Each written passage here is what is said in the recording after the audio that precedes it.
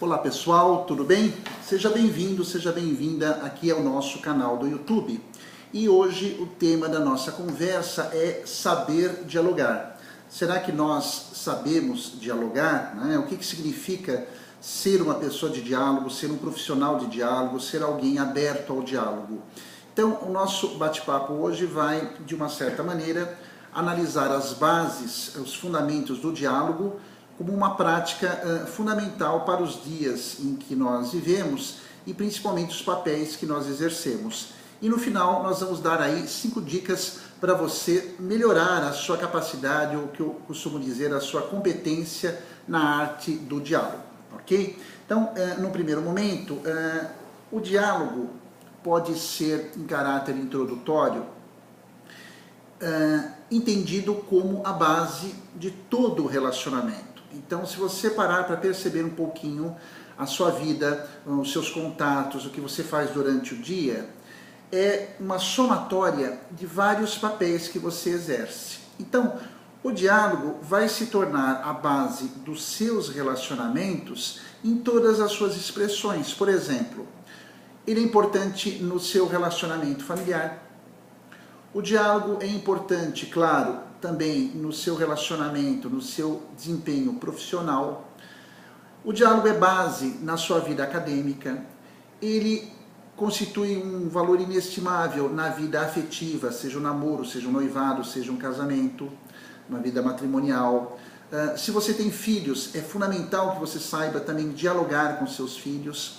Então, o mais importante é que você entenda que você, na condição de pessoa, exerce vários papéis ao longo do dia. Ora como filho, ora como filha, ora como mãe, ora como irmão, ora como noivo, ora como esposa, ora como amigo, ora como aluno.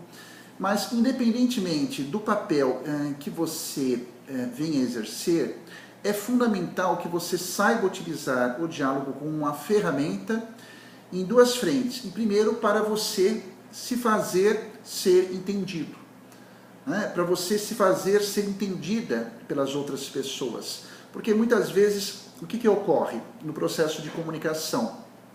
Você tem a ideia muito clara na sua cabeça, você sabe o que você quer dizer, você já tem até a decisão tomada, mas muitas vezes a forma como você transmite isso, ou as palavras que você escolhe para transmitir isso, não são as mais satisfatórias, não são as mais adequadas. Então, o diálogo, de uma certa forma, ele não é apenas a base de todo o relacionamento, mas ele é também uma ferramenta para que você consiga se comunicar melhor, né? Eu quero, por exemplo, lhe chamar a atenção para o significado dessa palavra, né? Diálogo é uma palavra que tem aí a sua origem na Grécia, origem grega, e ela é constituída de dois conceitos, de dois termos. O primeiro, dia, que vem ou que gera o termo dual, que significa dois. Dia, dual, dois. Logo, ou logos em grego, significa razão, significa inteligência, significa, de uma certa forma, um conjunto de ideias. Então, o diálogo já pressupõe que deva haver, pelo menos, dois logos, né? Duas inteligências e, portanto, dois pontos de vista entre duas ou mais pessoas, né? E isso é muito significativo. Por quê? Quando falamos em diálogo, eu já pressuponho, e você deve pressupor, que a outra pessoa também tenha o seu ponto de vista, né? A sua razão, tenha o seu logos, diálogo. Então, por mais que você esteja convicto, internauta, por mais que você esteja convicta de que o seu ponto de vista é o correto, é importante você entender, e isso vai te ajudar nas próximas oportunidades, né, de conversa, a perceber que o outro também tem a sua parcela de certeza, o outro também tem as suas convicções, o outro também tem algo a lhe dizer. Então, na medida em que eu vou procurar praticar o diálogo, na medida em que eu vou praticar ser uma pessoa de diálogo, eu já tenho que ter esse aspecto, essa ideia, essa compreensão de que eu não sou, repito, eu não sou o dono exclusivo da verdade, né? Daí o diálogo como uma troca, como uma permuta entre duas ou mais pessoas que se dizem ser racionais, né? É por isso que o diálogo não cabe numa discussão. Por isso que o diálogo não vem no meio de uma gritaria. Por isso que o diálogo pressupõe, como nós vamos ver daqui para frente, alguns cuidados, algumas iniciativas para que ele possa se manifestar. Ou seja, é necessário que haja um clima mais agradável, necessário e básico para que as pessoas possam se entender. Reconhecemos que nem sempre isso é fácil, mas dentro da palavra diálogo, do seu significado, é importante também você entender que, embora o homem, segundo Aristóteles, filósofo do século III a.C., embora o homem, segundo Aristóteles, seja um animal racional, dotado de um logos, dotado de uma capacidade de criar a linguagem, que é o processo pelo qual nós estamos nos comunicando aqui na rede, não obstante isso, é importante que nós entendamos que eu não já estou pronto para o diálogo. É como uma criança recém-nascida. Ela nasce com a capacidade para andar, mas ela precisa o quê? Aprender a andar. Nós nascemos com a capacidade de conversar, mas nós precisamos antes, aprender a falar. Eu nasço com a capacidade de escrever, mas eu preciso ter a experiência psicomotora, a coordenação motora fina, para me acostumar com o lápis, com a caneta e exercitar isso para que o meu organismo, meu corpo, meu cérebro somatize, assimile isso. Da mesma forma o diálogo, nós somos capazes de dialogar, nós nascemos com essas potencialidades, mas é necessário que antes nos submetamos a um processo de aprendizagem. É verdade, o diálogo é um processo de aprendizagem. Ser um profissional do diálogo, ser uma mulher do diálogo, um homem do diálogo, requer uma aprendizagem, ou seja, o diálogo é uma competência que quanto mais eu pratico, melhor eu fico. É uma aprendizagem, é uma competência que, na medida em que eu me predisponho a exercer determinadas práticas, eu vou adquirindo mais facilidade em situações cada vez mais desafiadoras. E o contrário também é válido. Quanto menos eu me proponho a ser uma pessoa de diálogo, menos eu quero ouvir, menos eu vou ter paciência com o outro. Não tendo paciência, eu perco a capacidade de gerar convivência. Pode ver pela sua vida, pode ver pelos acontecimentos, os relacionamentos com as outras pessoas. Quanto menos eu me exponho num processo de relacionamento, menos paciência eu tenho com aquela pessoa. Logo, menos convivência eu vou ter com aquela pessoa. O problema não é a outra pessoa, o problema sou eu que não se predispõe a conviver, que não se predispõe a ouvir o outro. E diálogo, antes de se falar, antes de se dizer algo a respeito, é uma competência que precisa ser treinada, ser praticada, e não só no trabalho, não só na universidade, não só com os amigos. Mas o primeiro lugar em que o diálogo começa e deve nascer é dentro de casa. Então, eu quero, nessa segunda parte da nossa conversa, passar aí para você pensar e não só pensar. Praticar é habilidade, é competência, e em algumas dicas ou em alguns procedimentos para você saber dialogar, que é o tema da nossa conversa hoje. Então, primeira grande dica, dialogar significa você entender que a outra pessoa tem um histórico de vida. A pessoa tem uma série de elementos que fazem parte das suas experiências existenciais. Então, valores diferentes, acontecimentos diferentes, emoções que são somente delas. Então, tudo isso faz parte do que a pessoa tem na cabeça e transmite através do diálogo.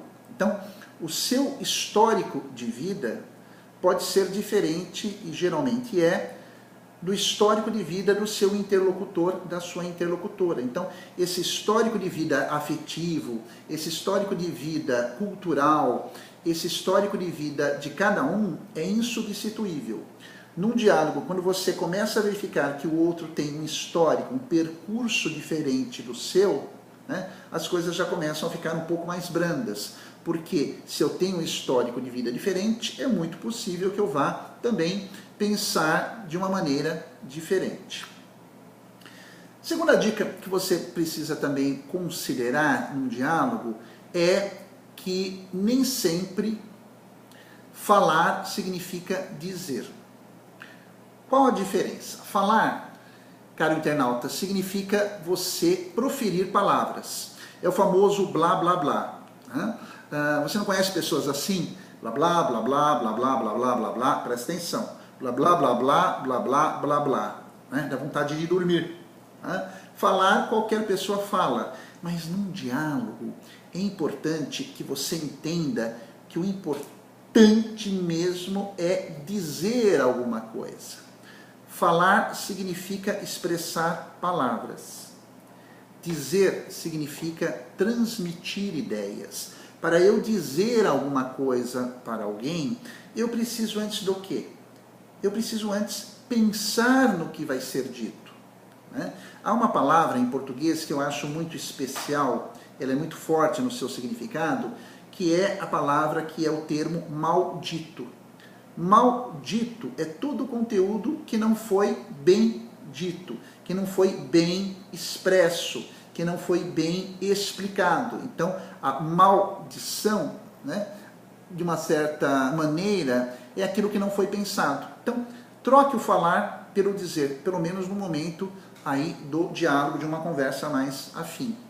Terceiro, procure dialogar na medida do possível e das suas condições, sempre com inteligência, sempre com um bom humor. Não pense que o diálogo com alguém, uma conversa mais séria com alguém, vai ser e tem que ser necessariamente uma disputa, né? Ah, eu ganhei, ela ganhou, eu não levo desaforo para casa. Não, o diálogo tem como propósito, caro internauta, compartilhar sentimentos, experiências, alegrias. Então, não é necessariamente uma beligerância, uma discussão. Pessoas de diálogo não estão preocupadas em ganhar ou perder. Isso é coisa de criança, né? que faz birra para ganhar no grito.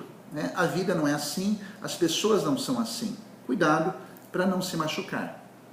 Penúltima dica para o diálogo, é importante que você entenda que sempre o outro pode nos ensinar alguma coisa. Mesmo que seja uma pessoa mais desagradável, mesmo que seja uma pessoa mais inexperiente ou imatura, né, as pessoas são oportunidades que nós temos de crescimento. Elas sempre, como professoras, nos ensinam alguma coisa. Então, diante daquelas pessoas mais difíceis, uma dica para você pensar na hora da conversa com elas. Bem, o que essa pessoa pode me ensinar? Né? O que o outro tem a me dizer?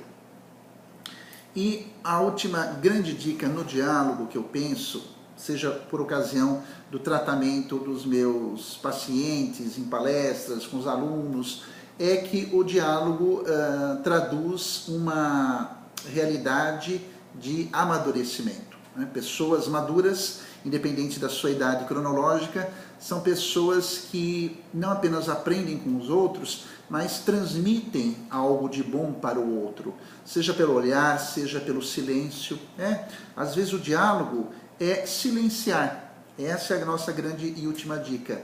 Dialogar, muitas vezes, é dizer pouco e ouvir muito. As pessoas estão muito carentes, as pessoas não têm muito quem as ouça com atenção. Então, se você não tem muito ou algo a dizer, dê o que você tem de melhor, dê a atenção para essa pessoa. Você vai perceber que ela vai até agradecer a você a oportunidade de você ter sido alguém que deu um apoio com o silêncio. Eu costumo dizer que o silêncio geralmente nos ensina muitas coisas. Ok? Espero que você tenha gostado da nossa conversa e se você quiser mais, quiser se aprofundar no assunto, tem um artigo meu que eu já vou colocar lá no meu blog, blogspot luisfmramos.com.br, tá bom? Um abração, nos vemos no próximo bate-papo. Tchau, tchau!